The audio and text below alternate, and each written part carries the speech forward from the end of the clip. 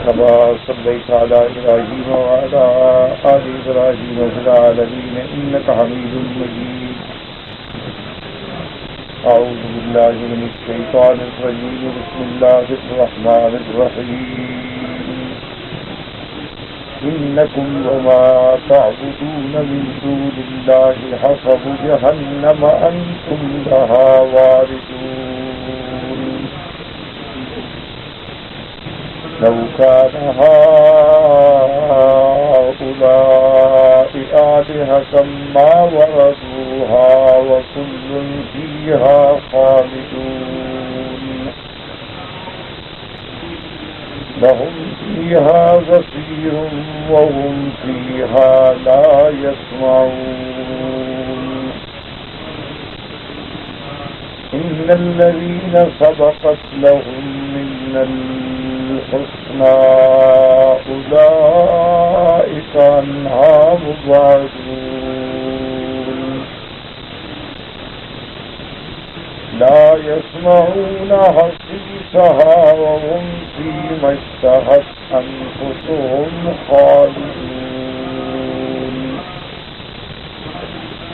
لا يحزنهم الفزع الأكبر وتتلقاهم الملائكة هذا يومكم الذي كنتم توعدون.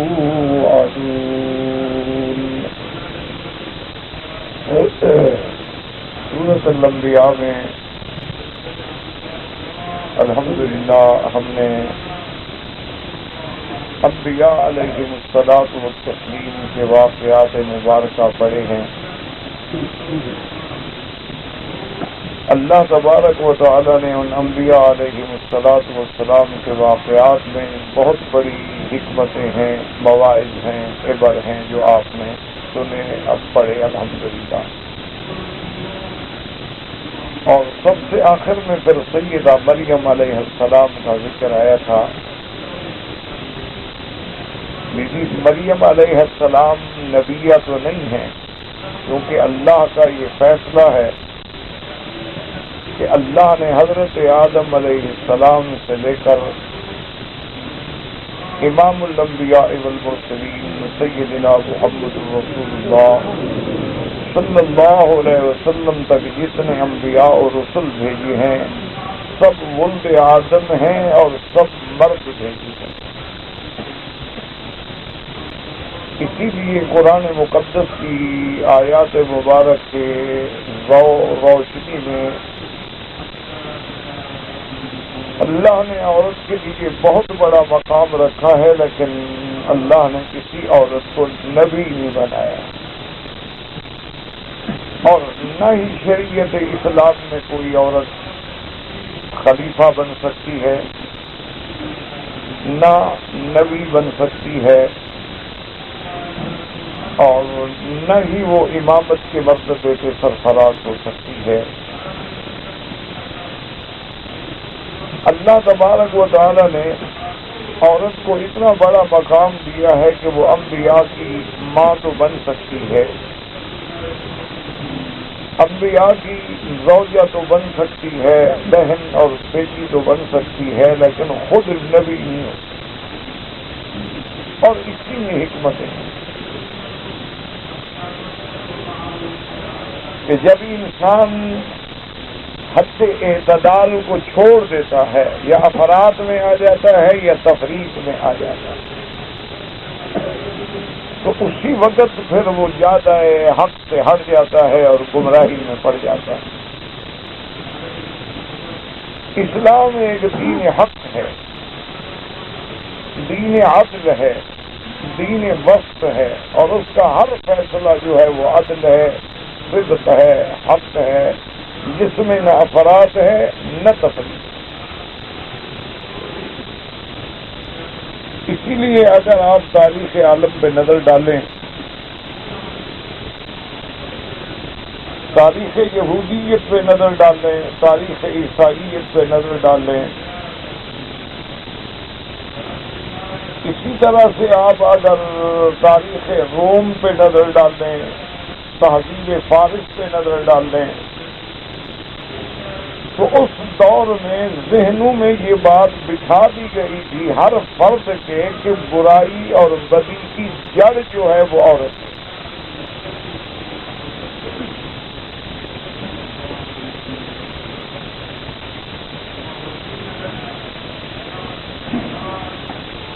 یہی وہ بات تھی جو بعد میں دنیا کے اندر ایک بہت بڑے تہذیبی تصادم کا باعث بن گئی کہ اس کو ذہناً ابتداءً ہر انسان ہر بچے کے ذہن میں یہ بات بٹھائی گئی کہ شر اور برائی اور بدی کی بنیاد اور جڑ اگر ہے تو عورت ہے کہ بی بی حوا ہی دراصل سیدنا آدم علیہ السلام کو بہکانے اور جنت سے نکالنے والی ہے.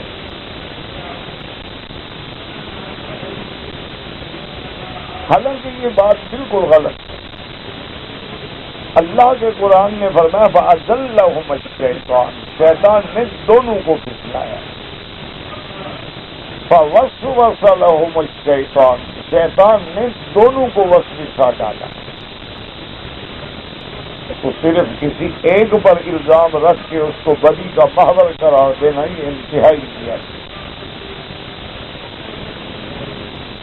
اسی طرح بعض مذاہب میں تو اس کا یہ عالم تھا کہ اگر اس کے ایام کے دن ہیں تو وہ پورے خاندان سے اس کو شودر بنا دیا جاتا تھا، کٹ جاتی تھی، الگ دور کمرے میں بند رہتی تھی، برتن الگ، رہنا الگ.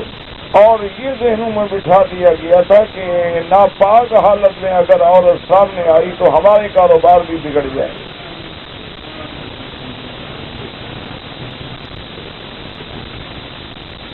اس طرح یعنی عورت کو ذلت کی انتہاؤں تک پہنچایا گیا. پھر یہ اسی کا ثمرہ ہے کہ عورت جو تھی وہ ایسی باغی ہوئی کہ اس قید سے نکلتے نکلتے وہ آزادی کے بجائے آبارگی کا شکار ہو گئی اور اپنی عفت و عصمت کو ہمیشہ کے لیے تخت و تاراج کر گئی. یہی وجہ ہے آپ دیکھتے ہیں کہ یورپ میں یا ان ملکوں میں عورت کتنا آزاد ہے. وجہ کیا ہے کہ وہی وہ ذہنی ایک انتقام ہے.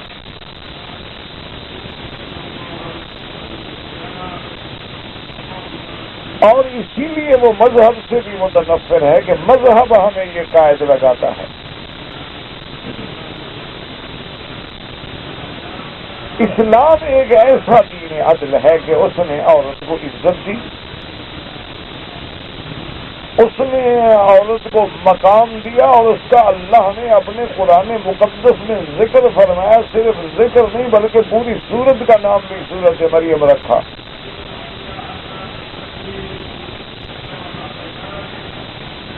اور اللہ تبارک و تعالی نے انسانی خواہشات کے پیش نظر ایک حلال کا ذریعہ رکھا، نکاح،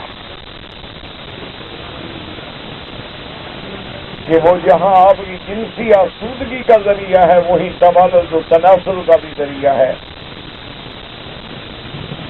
اور اس میں بھی اللہ پاک نے انسانوں کو پابند کیا کہ جیسے عورتوں پر مردوں کے حقوق ہیں اسی طرح مردوں پر عورتوں کے بھی حقوق ہیں. وَلَهُنَّ مِثْلُ الَّذِي عَلَيْهِنَّ، جیسے تمہارے ان پہ حقوق ہیں ان کے بھی تم پر حقوق ہیں. اسی طرح اللہ تبارک و تعالیٰ نے عورت کو ایک ایسا مقام دیا کہ مومن اول جو ہے وہ بھی عورت ہے، سیدہ خدیجہ رضی اللہ تعالیٰ عنہ. اللہ تبارک و تعالیٰ نے جہاں سیدنا ابراہیم علیہ السلام کے اس پتھر کو یہ مقام بخشا کہ وہ قیامت تک مصلی بن گیا کہ وَاتَّخِذُوا مِن مَقَامِ إِبْرَاهِيمَ مُصَلًّى، اسی طرح اللہ نے اس عورت کے دوڑنے کو بھی دین کا ایک حصہ بنا دیا کہ قیامت تک نبی، غیر نبی، ولی سب دوڑے.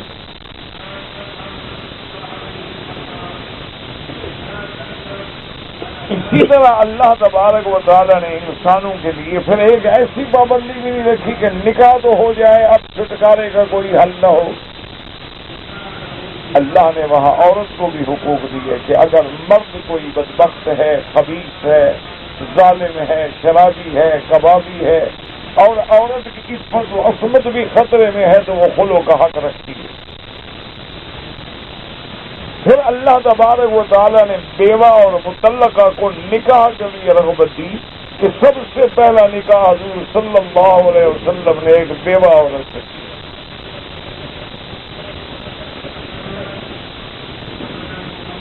ورنہ بعض تہذیبوں میں تو بیوہ ہونے کے بعد گویا کہ نعوذ باللہ وہ عورت زندہ درگور ہو جاتی تھی، مطلقہ ہونے کے بعد اس سے کوئی قریب جانا بھی گوارا نہیں کرتا تھا۔ اسلام ہے، اس نے کہا کوئی بات نہیں، طلاق ہے، ہو گئی، کیا ہو، عورت بیوہ ہو گئی تو کیا ہو۔ تو اسلام نے ایک ایسا نظام عدل دیا ہے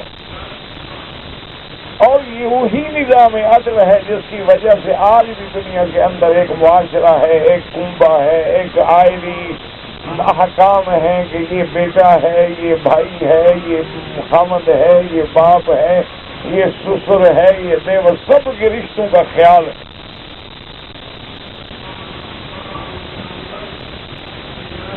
تو اس لیے اللہ تبارک و تعالیٰ نے دیکھے سورۃ الانبیاء ہے لیکن بی بی مریم کا بھی ذکر فرمایا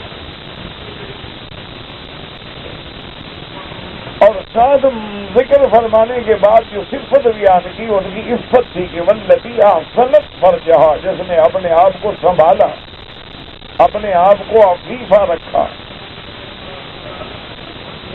اپنے آپ کو گویا ایک عفت و عصمت کے کلے میں بند رکھا۔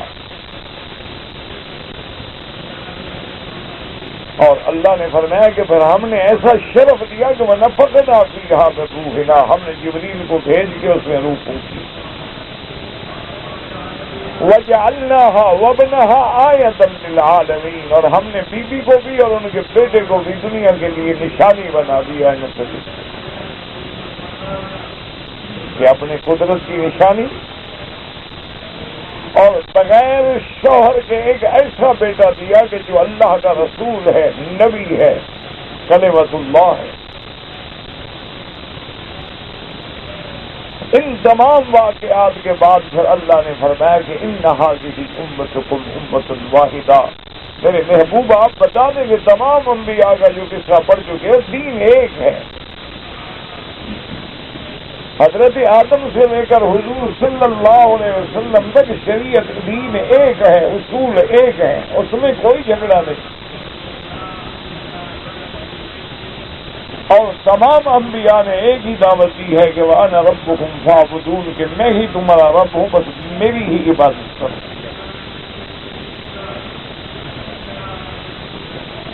لیکن لوگ اس کے بعد فرقوں میں بٹ گئے۔ اللہ نے فرمایا میرے محبوب آپ غم نہ فرمائیں، کل الینا راجعون، سب نے ہماری طرف لوٹنا ہے۔ ہماری طرف لوٹنے کا کیا مانا کہ پھر باقاعدہ ان کا حساب ہوگا۔ اور آگے قاعدہ بدلا دیا کہ جس شخص نے ایمان لایا، عمل صالح کیے تو اس کے اعمال کی ناقدری نہیں کی جائے گی، بلکہ ہم نے اس کا ہر عمل لکھا ہوا ہے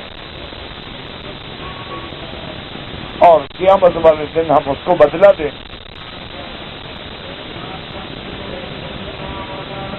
تو اس ضمن میں کفار نے یہ اعتراض کرنا شروع کیا کہ اللہ کا نبی فرماتا ہے کہ قیامت آئے گی، اس دن حساب ہوگا، اس دن جزا سزا ہوگی، دوبارہ لوگ قبروں سے نکلیں گے، وہ کب ہوگا؟ ہزاروں سال بیت گئے، جو مر گیا ابھی تک تو کوئی واپس نہیں آیا۔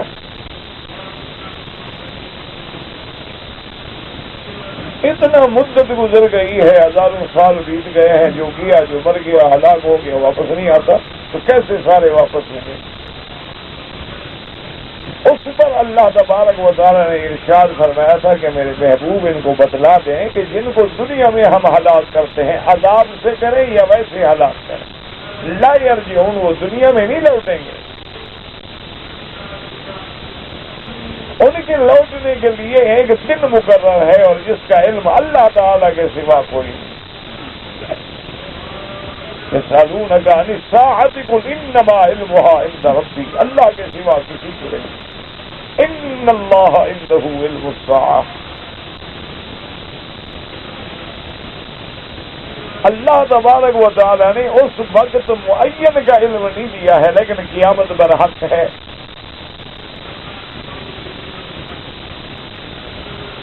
اور اس کے لیے اللہ نے فرمایا کہ ہم نے اپنے پیغمبر کے ذریعے، کتاب کے ذریعے، وحی کے ذریعے نشانیاں بتلا دی ہیں کہ قیامت آنے سے پہلے پہلے یہ علامات ظاہر ہیں۔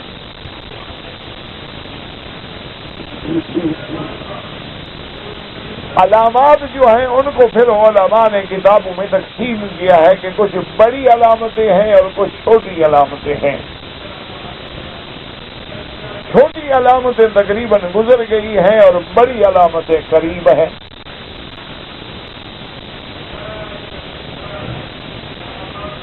اسی طرح علامات قیامت میں یہ بھی علامت ہے جو صحیح حدیث میں موجود ہے، حضور نے فرمایا کہ دنیا میں زلزلے زیادہ آئیں گے،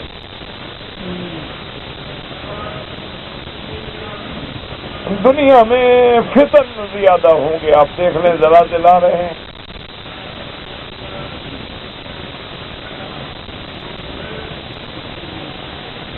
اسی طریقے سے اللہ تبارک و تعالی نے جو قرآن میں ارشاد فرمایا تھا کہ قیامت کے آنے سے پہلے ایک وقت ایسا بھی آئے گا کہ یہ سمندر جو ہیں ان کو آگ سے دہکا دیا جائے گا،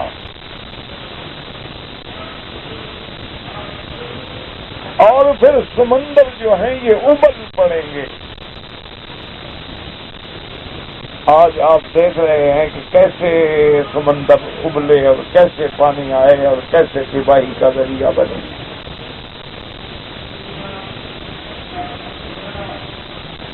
اسی طرح اللہ نے فرمایا کہ ان علامات میں سے ایک علامت یہ بھی ہے کہ یاجوج و ماجوج جو ہیں ان کی دیوار ٹوٹ جائے گی اور وہ نکل آئیں گے۔ یاجوج و ماجوج جو ہیں ان کو ذوالقرنین بادشاہ نے ایک دیوار بنا کے تانبے کی اور پیتل کی اور لوہے کی بنا کے اس کو بند کر دیا تھا، لیکن جب قیامت کا وعدہ آئے گا فیضا جاء وعد ربی جعلہ دکا وکان وعد ربی حقا، کہ جب قیامت کا وقت آئے گا تو وہ دیوار بھی ٹوٹ جائے گی اور پھر وہ نکل آئے۔ تو یاجوج ماجوج کا نکلنا جو ہے وہ بھی علامات قیامت میں ہے، اور یہ سارے واقعات تقریباً قریب قریب ہوں گے۔ اس لیے حضور نے اس کی مثال دی کہ جب بڑی علامات قیامت کی نشانیاں تو ایسے قریب ہوں گی نا کہ جیسے آپ تسبیح کا دھاگا توڑ ڈالیں اور دانے ایک دوسرے کے اوپر گرتے ہیں، یعنی وہ جلدی جلدی آئیں۔ اسی لیے احادیث مبارک کی روشنی میں یہ معلوم ہوتا ہے کہ دجال کا بھی وہی دور ہوگا، یاجوج ماجوج کے خروج کا بھی زمانہ قریب ہوگا، اور پھر عیسیٰ علیہ السلام کے نزول کا زمانہ ہوگا۔ حضرت عیسیٰ علیہ السلام کے زمانے میں دجال بھی ہوگا جس کو عیسیٰ علیہ السلام قتل کریں گے۔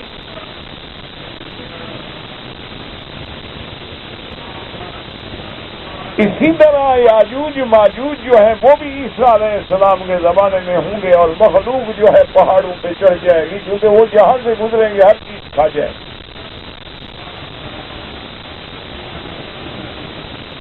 وہ ایسی بھوکھی اور پیاسی قوم ہوگی کہ نہروں پہ گزریں گے، دریاؤں پہ گزریں گے تو سارا پانی پی جائیں گے۔ پھر اللہ تبارک و تعالی عیسیٰ علیہ السلام کی دعا سے ان پہ عذاب مسلط کریں گے، ان پہ بیماری بھیجیں گے جس کی وجہ سے وہ سب کے سب مر جائیں گے، اور پھر ان کے لیے پرندے بھیجے جائیں گے جو ان کو اٹھا کے دور دراز کے دریاؤں میں ڈالیں گے، اور پھر بارش برسے گی تو زمین پاک ہو جائے گی۔ اللہ پھر اس زمین میں ایسی برکتیں عطا فرمائیں گے کہ ایک انار جو ہے وہ سارے گھر والوں کے لیے کافی ہو جائے گا، اور اس کے چھلکے کو اگر ایسے پھیلایا جائے تو اس کے سائے کے نیچے بھی لوگ بیٹھ جائیں گے۔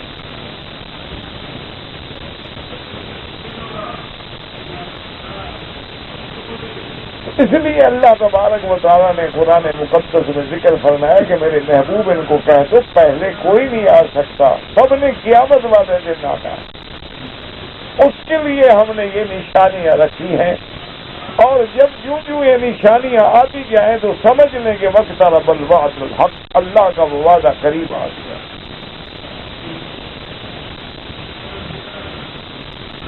ان تمام واقعات کے ذکر کرنے کے بعد آج کے سبق میں جو ہم نے قرآن مقدس کی آیات مبارکہ تلاوت کی ہیں، اللہ نے فرمایا انکم وما تعبدون من دون اللہ حسب جہنم انتم لہا واردون۔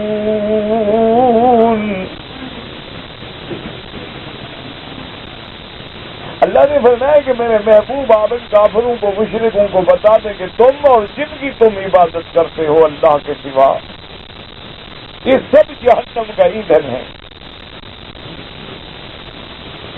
اور تم سب نے جہنم پہ آنا ہے،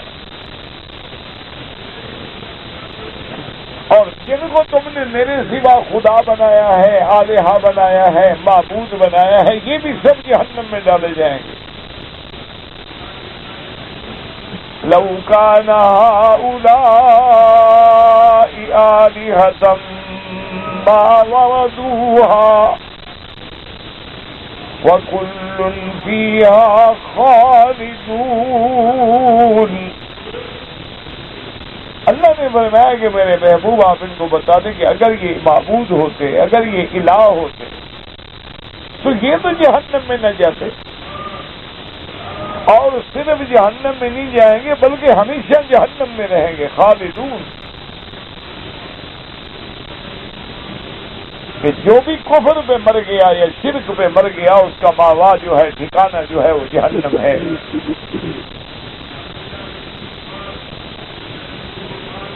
جب یہ آیات مبارک نازل ہوئی اور حضور صلی اللہ علیہ وسلم نے پڑھی تو کفار قریش اور مشرکین کو تو آگ لگ گئی۔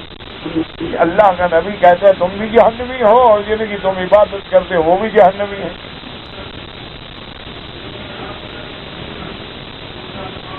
تو بڑے آگ بگولا ہوئے، اور ایک اہل کتاب کا عالم تھا ابن الزبعری، اس کے پاس گئے اور اس کو کہنے لگے جی عجیب بات ہے کہ اللہ کے نبی نے فرمایا ہے کہ تم بھی اور جن کی تم عبادت کرتے ہو وہ سب کے سب جہنم میں جائیں گے اور ہمیشہ جہنم میں رہیں گے۔ تو اس ابن الزبعری نے کہا، اہل کتاب نے، اس نے کہا کہ پھر تم لوگوں نے کیا جواب دیا؟ انہوں نے کہا ہم کیا جواب دیتے؟ انہوں نے کہا میں اگر ہوتا نا تو ایسا جواب دیتا کہ حضور صلی اللہ علیہ وسلم بھی نعوذ باللہ لا جواب ہو جاتے۔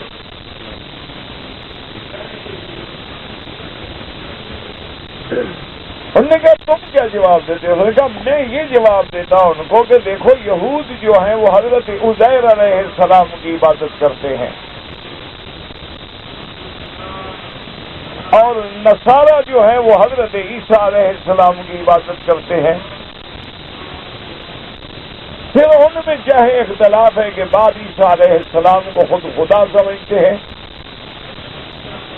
بعد عیسیٰ علیہ السلام کو خدا کا بیٹا سمجھتے ہیں، اور بعض جو ہیں ان کو ثالث و ثلاثہ سمجھتے ہیں، لیکن عبادت تو سب کرتے ہیں۔ حتیٰ کہ انہوں نے اس صلیب کے علامت جو ہے اپنے لیے ایک مقدس چیز بنائی ہوئی ہے کہ اپنے گلے میں صلیب کی نشانی ڈالتے ہیں، اپنے معابد پر صلیب کا نشان بناتے ہیں، اپنے بڑے بڑے اداروں کے نام بھی صلیب احمر رکھتے ہیں، اور اپنی جنگیں جو ہیں ان کو بھی صلیبی جنگیں کہتے ہیں، اور سب سے بڑی صلیب کا وہ دعویٰ کرتے ہیں صلیب صلبوت جو ہے کہ وہ بیت المقدس میں ہوگی۔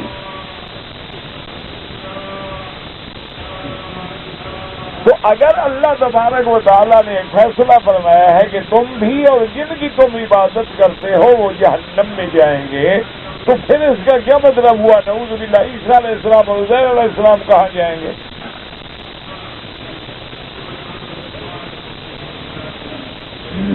اچھا، اسی طرح بہت سارے لوگ جو ہیں وہ فرشتوں کی عبادت کرتے ہیں.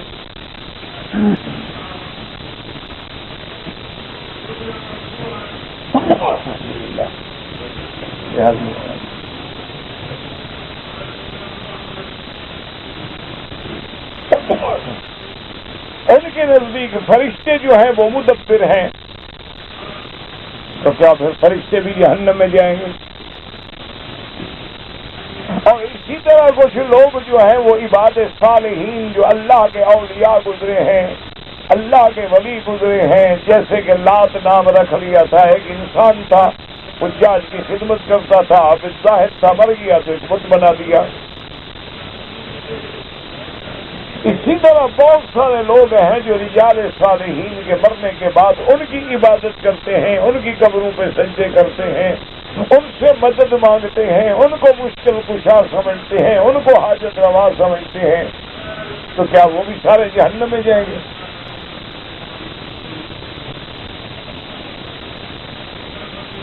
تو اس نے کہا کہ جب میں یہ بات کرتا تو اللہ کے نبی کو میں لاجواب کر دیتا کہ اگر تم اور جن کی تم عبادت کرتے ہو، تو ہم تو عیسیٰ علیہ السلام کی عبادت کرتے ہیں، ہم تو عزیر علیہ السلام کی عبادت کرتے ہیں.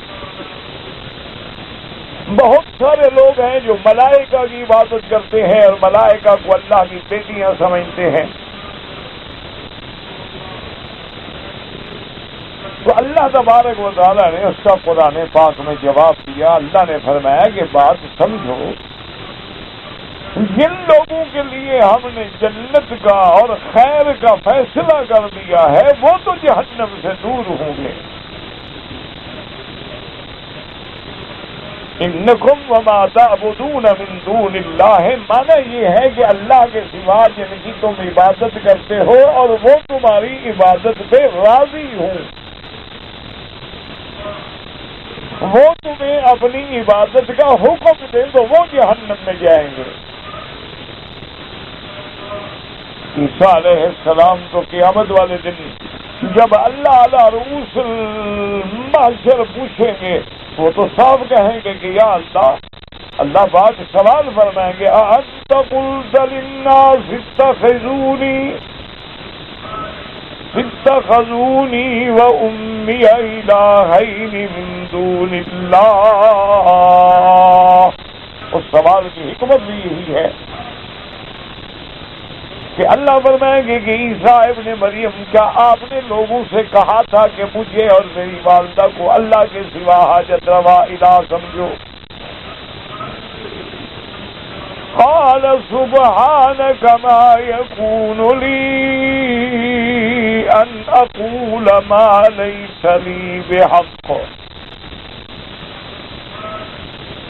اللہ کا پیغمبر جواب دیں گے کہ یا اللہ پاک ہے تیری ذات، میں وہ بات کیسے کہہ سکتا ہوں جو مجھے زیبا بھی نہیں دیتی، میں تو انسان ہوں، بندہ ہوں، تیرا عبد ہوں. یا اللہ میں نے تو ان کو یہ بات نہیں کہی، میں نے تو ان کو یہی کہا کہ اللہ کی عبادت کریں. تمام انبیاء نے یہی کہا، قال یا قوم اعبدوا اللہ ما لکم من الہ غیرہ. اے قوم اللہ کی عبادت کرو، اللہ کے سوا کوئی معبود برحق نہیں ہے. تو اب بات سمجھ لیں کہ جو لوگ اس عبادت سے راضی نہیں ہیں، ناراض ہیں، جیسے آج جو ہیں لوگ مثلا حضرت عبد القادر جیلانی رحمت اللہ علیہ کی مزار کو مرجع حاجات سمجھتے ہیں، تو حضرت عبد القادر جیلانی تو بری ہیں اس عقیدے سے، وہ تو خالص موحد ہیں، وہ تو فقہ حنبلی پہ چلنے والے امام احمد ابن حنبل رحمت اللہ علیہ کے مسلک پہ ہیں. ان کی ساری زندگی تو اللہ کی توحید کی دعوت دینے میں گزری ہے. حضرت علی حجویری ہیں، حضرت معین الدین اجمیری ہیں، حضرت نظام الدین ہیں، حضرت سری سکتی ہیں. جتنے بھی اللہ کے اولیاء گزرے ہیں وہ تو ولی تب بنے ہیں جب اللہ کی بندگی اختیار کی. انہوں نے تو ساری زندگی اللہ کی عبادت میں گزاری، ساری زندگی اللہ کی اطاعت میں گزاری، ساری زندگی انہوں نے لوگوں کو اسلام کی دعوت دی، توحید کی دعوت دی، نماز کی دعوت دی، روزے کی دعوت دی، تو وہ تو راضی نہیں ہے عبادت سے۔ اس لیے اللہ پاک نے فیصلہ فرما دیا کہ میرے بدری آپ ان کو بتلا دیں، ایسی باتیں کرنے کی نہیں جن کی تم عبادت کرتے ہو اور وہ راضی ہیں، جیسے شیاطین، تم شیاطین کی عبادت کرتے ہو، شیطان راضی ہے، اسی نے تو تمہیں اس گمراہی میں ڈالا ہوا ہے، اصل تو تم اس کی عبادت کرتے ہو۔ جیسے تم جنات کی عبادت کرتے ہو اور جنات راضی ہیں اس پر کہ زمانہ جاہلیت میں جب لوگ کافر سفر کرتے تھے اور جنگلوں میں رات گزارتے تھے تو وہاں کے جن سے پناہ پکڑتے تھے، اعوذ کہتے تھے ہم پناہ پکڑتے ہیں اس وادی کے سردار سے، یعنی جنوں کے سردار سے، تو تم ان کی عبادت کرتے ہو اور وہ خوش ہوتے ہیں۔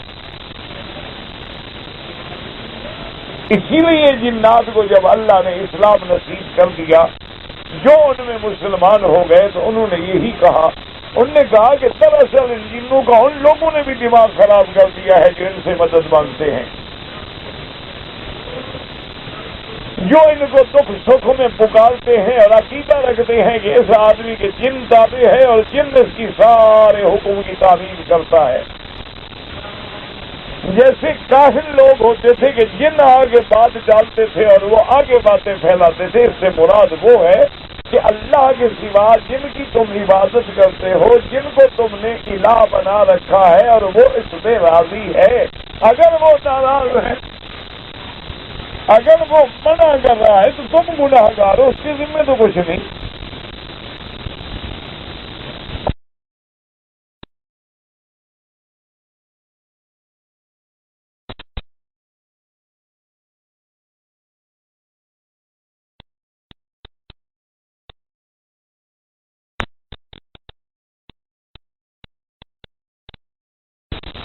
سبقت لهم من الحسنى أولئك عنها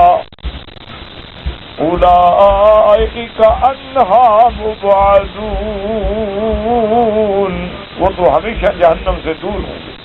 لا يسمعون حسيسها، صرف دور نہیں بلکہ وہ تو جہنم کی آواز بھی نہیں سنیں گے، اتنا دور ہوں گے، کیوں وہ جنت میں ہوں گے، کہاں جنت اور کہاں جہنم۔ وَهُمْ فِيمَا اشْتَهَتْ أَنفُسُهُمْ خَالِدُونَ، اور وہ اپنی خواہشات میں خوشیوں میں ہوں گے ہمیشہ کے لیے۔ لا يحزنهم الفزع الأكبر، ان کو تو بالکل اس دن کی جو گھبراہٹ و پریشانی ہے وہ بھی غم میں نہیں ڈالے گی۔ اب علماء فرماتے ہیں کہ فزع الاکبر کب ہوگی؟ بعض علماء فرماتے ہیں کہ جب پہلا نفخہ صور پھونکا جائے گا تو اس وقت بھی ان پہ کوئی حزن پریشانی نہیں ہوگی، اور بعض علماء فرماتی ہیں کہ جب نفخہ ثانی ہوگا اور لوگ قبروں سے اٹھیں گے تو جو اللہ والے ہیں اللہ پاک ان کو اس دن کی پریشانی سے بھی محفوظ رکھیں گے۔ بعض علماء فرماتی ہیں کہ 3 نفخے ہیں، ایک نفخہ فزع ہے کہ جب صور پھونکا جائے گا تو گھبراہٹ ہوگی، اس کی انتہا جو ہے صعق یعنی سب پہ موت ہوگی، اس کے بعد جو نفخہ ہوگا تو پھر سب اپنے اپنے قبروں سے کھڑے ہوں گے۔ اللہ نے فرمایا میرے بندے تو جہنم سے اتنے دور ہیں کہ ان کو اس دن بھی کوئی پریشانی نہیں ہوگی۔ وَتَتَلَقَّاهُمُ الْمَلَائِكَةُ، اور ان کا استقبال جو ہے وہ فرشتے کریں گے، فرشتے ان کو لائیں گے جنت کی طرف، اور فرشتے ان کو بتلائیں گے هَذَا يَوْمُكُمُ الَّذِي كُنتُمْ توعدون، اور فرشتے ان کو کہیں گے کہ مبارک ہو، یہی وہ دن ہے جن کا اللہ نے تم سے وعدہ کیا تھا، آج جنت حاصل کرو۔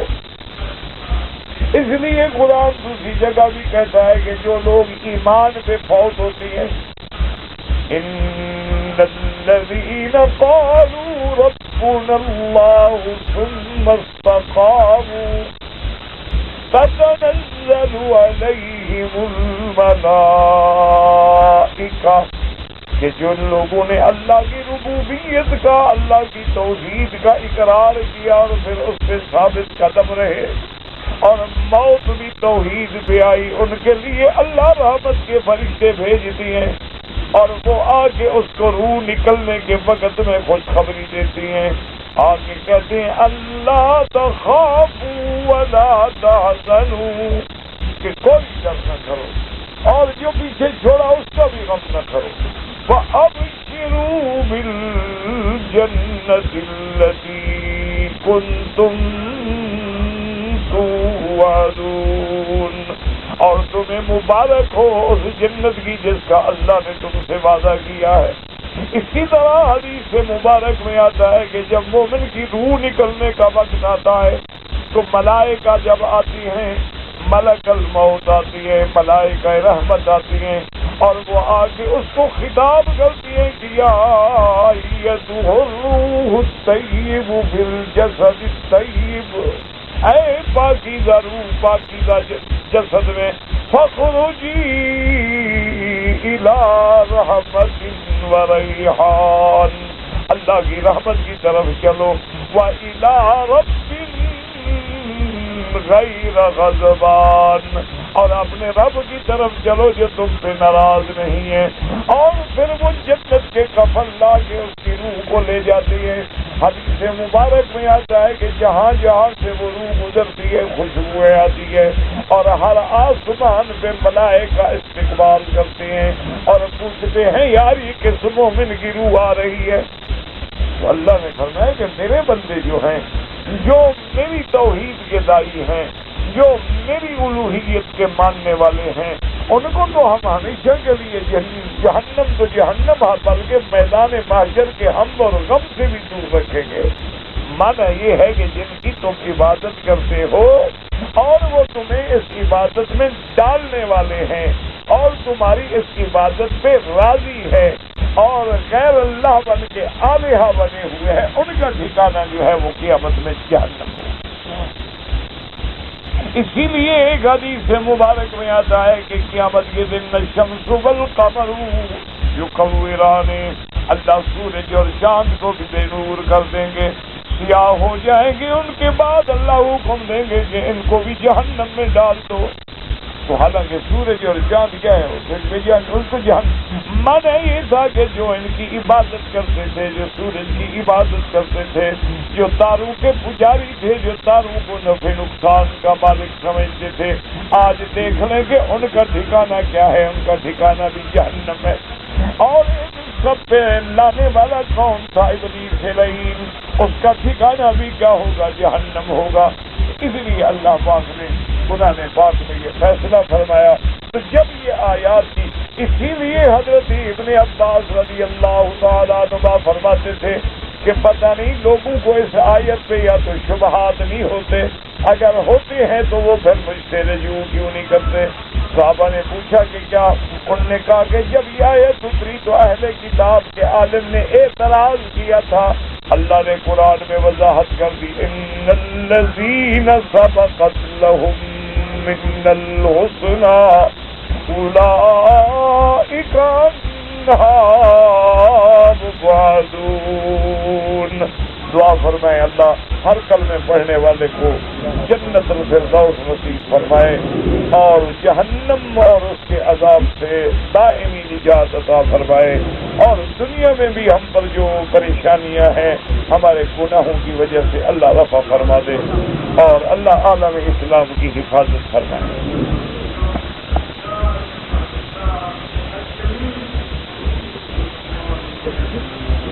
کہتے ہیں جی کہ امام ذیلعی حنفی بہت بڑے عالم ہیں، انہوں نے کتاب لکھی ہے جس میں ہدایہ کی تخریج کی ہے، باقی احوال پڑھنے ایک مسئلہ تو نہیں ہے نا، یہ تو ان کے احوال میں آپ کو معلوم ہوگا۔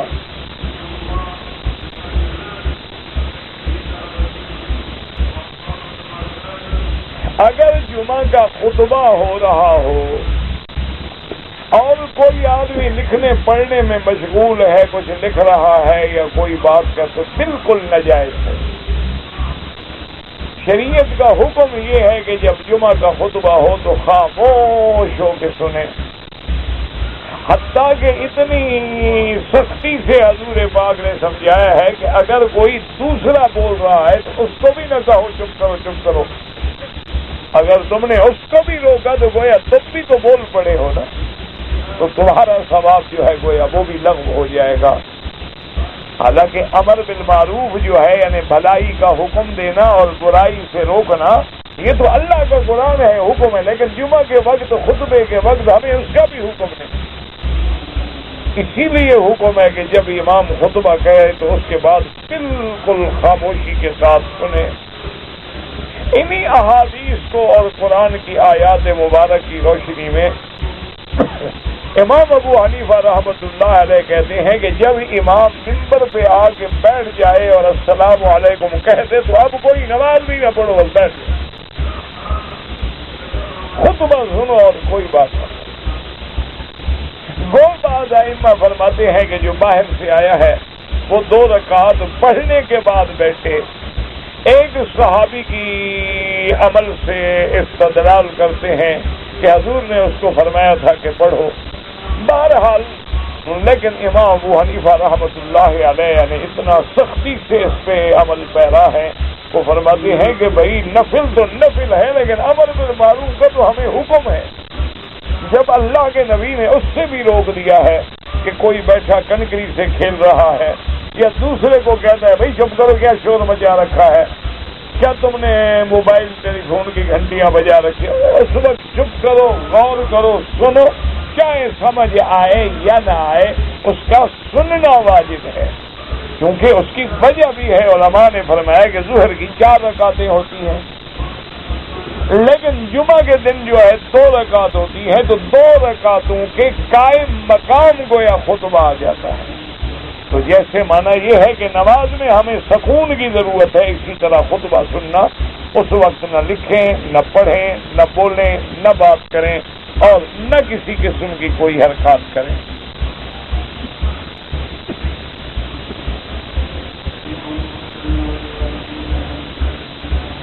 کہتے جی کہ بعض لوگوں کے جیب میں موبائل ٹیلی فون ہوتے ہیں، وہ نماز میں کھڑا ہوتا ہے کہ گھنٹی بج اٹھتی ہے تو وہ اسی وقت اس کو بند کرتا ہے، نماز تو نہیں فاسد ہوگی،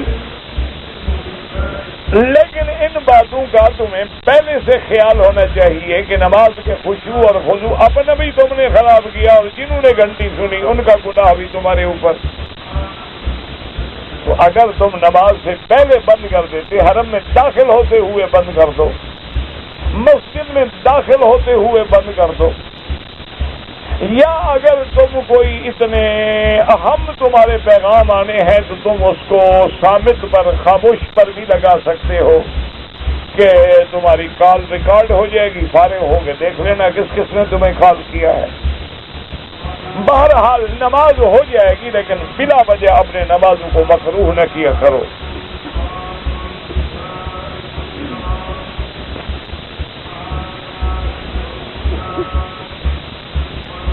زکات کیا ہوتا ہے؟ زکات یا زکات؟ اچھا، ہیلا اسقاط مردے کا، یہ بدعت ہے۔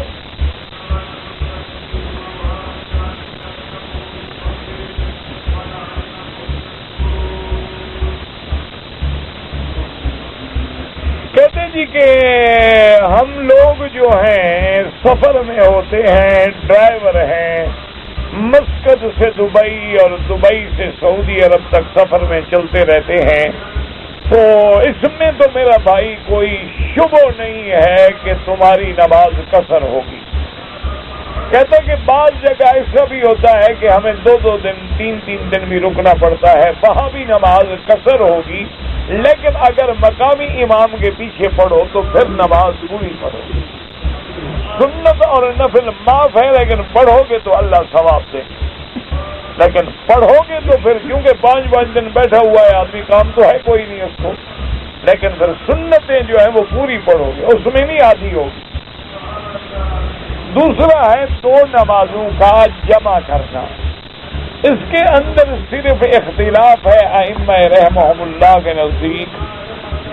امام احمد بن حنبل رحمۃ اللہ علیہ اور امام شافعی رحمۃ اللہ علیہ فرماتے ہیں کہ مطلقاً سفر میں 2 نمازیں جمع ہو سکتی ہیں، ظہر اور عصر، مغرب اور عشاء، اور ہر اول وقت میں بھی جمع ہو سکتی ہیں۔ کیا مانا؟ جیسے کہ ابھی 12:30 بجے اذان ہوتی ہے، ہم نے 1 بجے ظہر پڑھی، اسی وقت بعد میں عصر پڑھ لیں، جب مغرب پڑھی تو بعد میں فوراً عشاء پڑھ لیں۔ ان کے نزدیک دونوں نمازوں کا جمع کرنا جو ہے وہ ثابت ہے اور جائز۔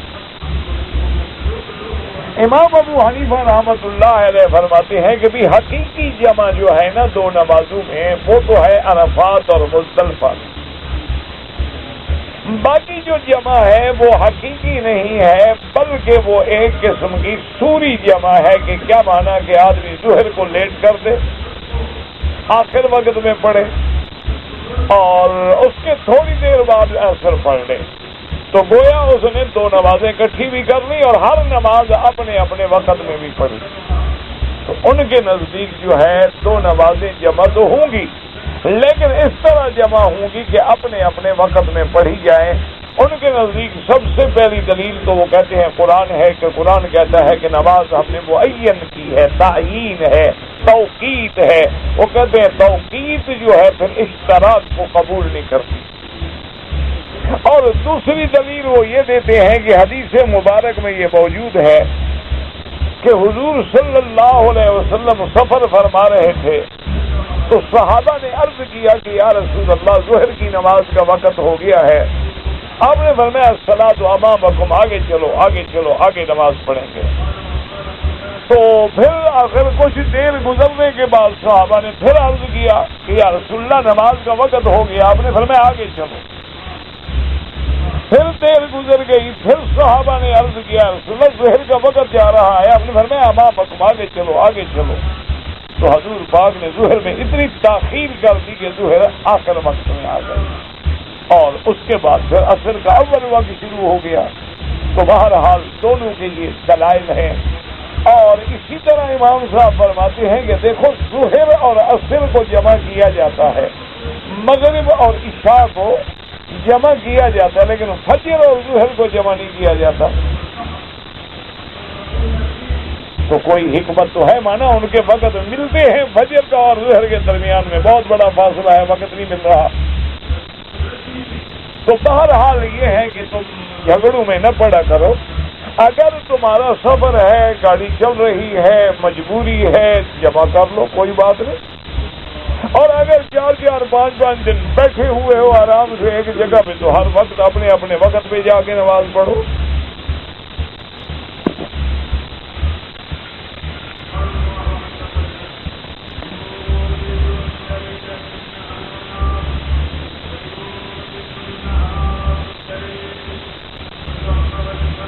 آپ کو زمزم کے پانی سے بہت شوق ہے، تو گاڑی کے ریڈیٹر میں ڈالتے، شوق تمہیں ہے، گاڑی کو تو نہیں ہے۔ نہیں، آپ کو زمزم کا شوق ہے یا آپ کو گاڑی کو بھی شوق ہے؟ اور ریڈیٹر میں ڈالنے کے بعد تم پیو گے اس کو۔ بابا زمزم کا پانی پانی ہے، لیکن بلا وجہ غیر ضروری کاموں میں تو نہ لگاؤ۔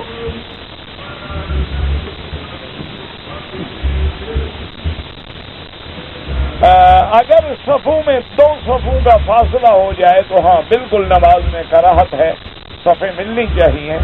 ایک ہے نماز کا ہو جانا، نماز تو ہو جائے گی اگر اگلی صف نظر آ رہی ہے، لیکن سنت کے خلاف ہے۔ لازماً جو ہے صفیں ایک دوسرے کے قریب ہوں اور برابر ہوں۔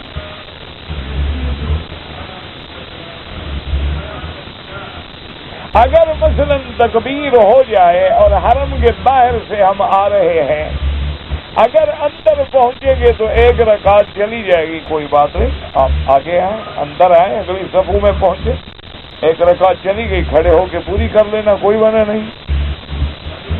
اسی لیے تو حضور نے فرمایا کہ نماز کے لیے آ رہے ہو تو مت دوڑو، آرام سے چلو، جو مل جائے مل جاؤ، جو بچ جائے پوری کر لو۔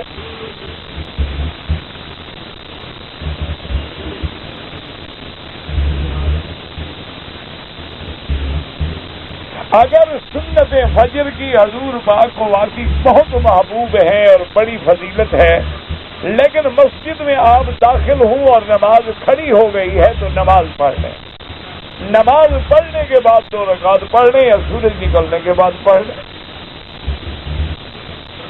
یہ بھی جھگڑا نہیں ہے، حالات ہیں۔ مثلا دیکھو نا کہ نماز پڑھ کے تمہارا ارادہ ہے کہ میں اشراق تک مسجد میں بیٹھوں گا، میں نے باہر نہیں جانا، تو بیٹھے رہو، جب سورج نکلے گا اشراق بھی پڑھ لو، 2 رکعت سنت بھی پڑھ لو۔ اگر تم نے نماز پڑھنے کے فوراً بعد جانا ہے اور پھر خیال ہے یار میری تو 2 سنتیں رہ جائیں گی، پھر تو مجھے موقع ہی نہیں ملے گا، نماز کے فوراً بعد پڑھ لو۔ یہ تو اسلام نے ہمارے لیے رعایت رکھی ہے، جس کو ہم جھگڑا بنا دیتے ہیں۔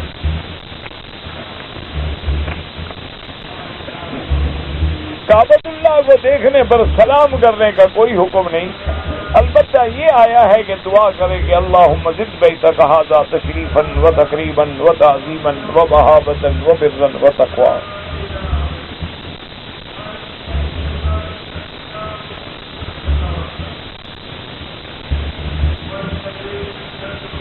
امام کے پیچھے نماز پڑھنا افضل ہے؟ بالکل افضل ہے۔ ایک جیسے دیکھو نا یہ صفوں کا فاصلہ، اس سے زیادہ فاصلہ نہ ہو۔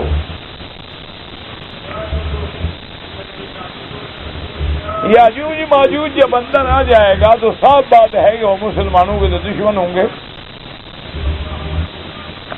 اسی لیے تو کہیں گے نا آسمانوں پر بھی ہم تیر مارتے ہیں، اب وہاں کی مخلوق کو بھی ہم مار ڈالیں گے۔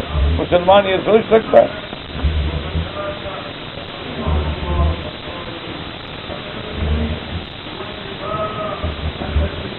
کہتے ہیں جی کہ اگر جمعہ کے دن ہم ڈیوٹی کریں تو ہمیں اوور ٹائم بھی ملتا ہے اور پیسے بھی زیادہ ملتے ہیں، تو جمعہ کے دن کام کرنا جائز ہے؟ بالکل جائز ہے۔ یہ کس نے کہا ہے کہ جمعہ کے دن کام نہ کرو؟ بس کوشش یہ کرو کہ جمعہ ملے تو نماز پڑھ لو، اگر سفر میں ہو تو جمعہ ویسے معاف ہے۔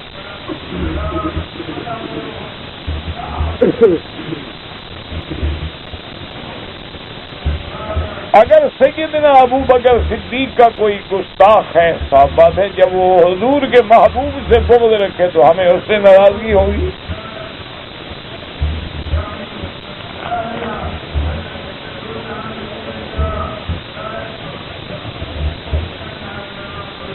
میرا بیٹا حافظ قرآن ہے لیکن نماز پابندی سے نہیں پڑھتا، دعا کرو، کوشش کرو، اچھے لوگوں کی صحبت میں بٹھاؤ، صالحین کی صحبت سے انشاءاللہ ٹھیک ہو جائے گا۔ میری ماں بیمار رہتی ہے، اللہ ہر بیمار کو شفا عطا فرمائے۔ میرے بھی ایک قریبی ہمارے دوست بھی تھے اور بہت بڑے زمیندار سردار بھی تھے اور اچھے آدمی تھے، نماز والے اور صحیح عقیدے رکھنے والے، سردار محمد علی خان بہت ہو گئے، اللہ ان کی بھی مغفرت فرمائے۔ ہمارے بالکل ہمسایہ زمیندار تھے اور ابتدا میں تو کچھ عقیدے میں ڈھیل تھی، لیکن اللہ نے پھر صحیح عقیدہ بھی نصیب کیا اور بڑے پابندی سے نماز پڑھنے والوں میں تھے اور بڑی صاف زندگی گزاری۔ کل ہی ان کے بیٹوں کا فون آیا، بیچارے فوت ہو گئے، اللہ مغفرت فرمائے۔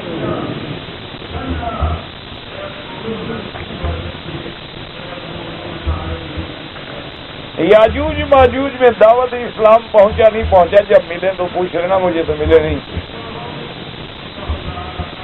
اگر کوئی آدمی اپنے گھر سے 2 چادریں باندھ لے پھر میقات میں جا کے نیت کرے، جائز ہے، کوئی منع نہیں۔ چادریں باندھنے کا نام احرام نہیں ہوتا، یہ لباس الاحرام ہے۔ اصل احرام وہ ہے جب نیت کرتے ہو۔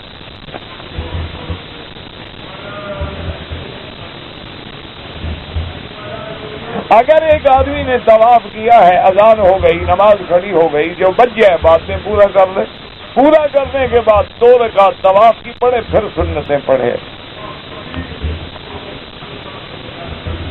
میرے بھائی 1 سال سے سکتہ کی حالت میں ہیں، اللہ شفا عطا فرمائے۔ اللہ تبارک و تعالیٰ کے آگے تو کوئی مشکل نہیں، جو اس کے علم میں ہے خیر کا فیصلہ فرمائیں۔ اگر سورت فاتحہ مکمل نہیں پڑھی ہے تو پھر بالکل آپ نماز لوٹائیں۔ اگر اکیلے ہیں، امام کے پیچھے ہیں تو امام کا پڑھنا کافی ہو جائے گا۔ اگر کوئی قاتل ہے وہ امام بن گیا، دیکھو بھی ایک ہے نماز کا ہو جانا، وہ تو ہر کل وفاجر، ہر اچھے برے کے پیچھے نماز ہو جاتی ہے۔ قاتل ہے، کافر تو نہیں ہے نا۔ لیکن ایسے لوگوں کو امام نہ بنایا جائے کہ لوگوں کو غلط سبق ملتا ہے۔ یہ بھی حضور کا حکم ہے کہ فَلْيَؤُمُّكُمْ أَعْلَمُكُمْ، اپنے میں سے عالم کو امام بناؤ، قاری کو امام بناؤ، تاکہ لوگوں کے نمازوں میں خشوع اور خضوع پیدا ہو۔ تہجد کا آخر افضل وقت جو ہے رات کا آخر میں ہے۔ نماز کے بعد جو تسبیح پڑھتے افضل یہ ہے کہ داہنے ہاتھ پہ پڑھی جائے، انگلیوں پہ۔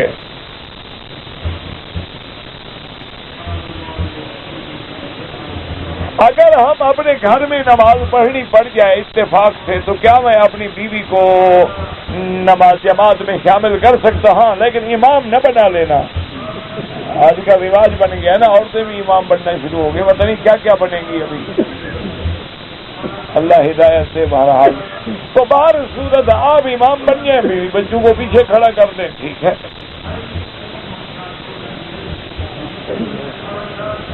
حرم شریف میں جو نماز کا ثواب ہے وہ عورتوں کو بھی ملے گا، بالکل ملے گا، عورت پڑھے یا مرد پڑھے سب کو 1,00,000 ملے گا۔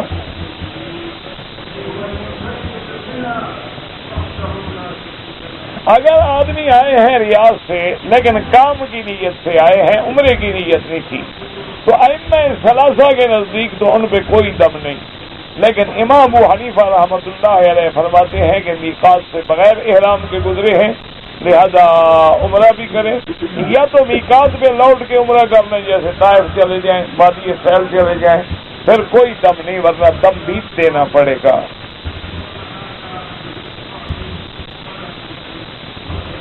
اسی طرح اگر کوئی کام کے لیے ہے، ڈیوٹی کے لیے ہے تو گنجائش نکل آتی ہے، لیکن اس میں تو کوئی شک نہیں کہ تمام ائمہ فرماتے ہیں کہ میقات سے احرام باندھ کے عمرہ کرے تو افضل ہے۔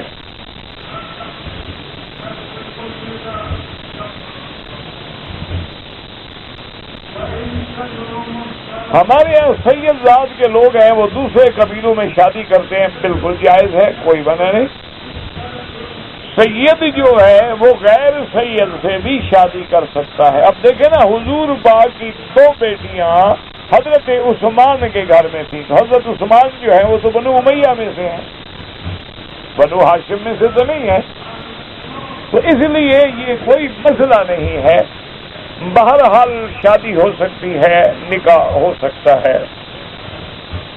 جنوں میں دین اسلام کی تبلیغ ہوتی ہے، بالکل ہوتی ہے، جن کرتے ہیں، جنوں میں مسلمان ہیں، جنوں میں صحابہ تھے، تابعین تھے، علماء تھے، محدثین تھے، انا من المسلمون۔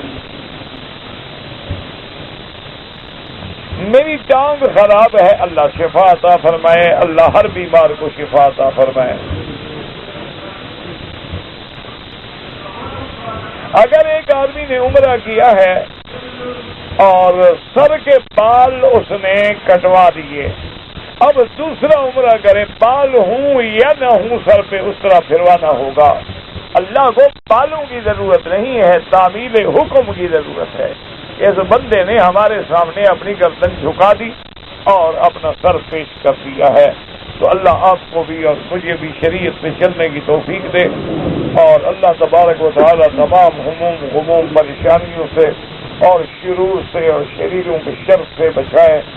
ربنا تقبل منا انك انت السميع العليم، اللهم اجعل لنا وللمسلمين من كل هم فرجا ومن كل ضيق مخرجا ومن كل بلاء عافيا، اللهم اجعل لنا وللمسلمين من كل هم فرجا ومن كل ضيق مخرجا ومن كل بلاء عافيا، اللهم استرنا بسترك الجليل، اللهم استر عوراتنا، آمن روآتنا، خفض سوآتنا، اللهم إنا نعوذ بك من جهد البلاء وترك الشقاء وسوء القضاء وشماتة الأعداء۔ یا اللہ عالم اسلام کے رحم فرما، عالم اسلام کی حفاظت فرما، عالم اسلام کی عزت کا فیصلہ فرما، یا الہ العالمین بیماروں کو شفا عطا فرما، بے حیاؤں کو حیا عطا فرما، بے دینوں کو دین عطا فرما، بے اولادوں کو اولاد عطا فرما، قرض داروں کے قرض عطا فرما، جن کا رزق تنگ ہے ان کے رزق میں برکتیں عطا فرما، یا ارحم الراحمین لا تجعلنا عقدة للظالمین، اللهم لا تجعلنا عقدة للظالمین، لا تجعلنا فتنة للقوم الظالمين، اللهم اصرف عنا كيد القائلين وحفظ الحاقدين وحسد الحاسدين ومكر الماكرين وسحر الساحرين وظلم الظالمين، يا قوي يا عزيز يا قوي يا عزيز. سبحان ربك رب العزة عما يصفون وسلام على المرسلين والحمد لله رب العالمين.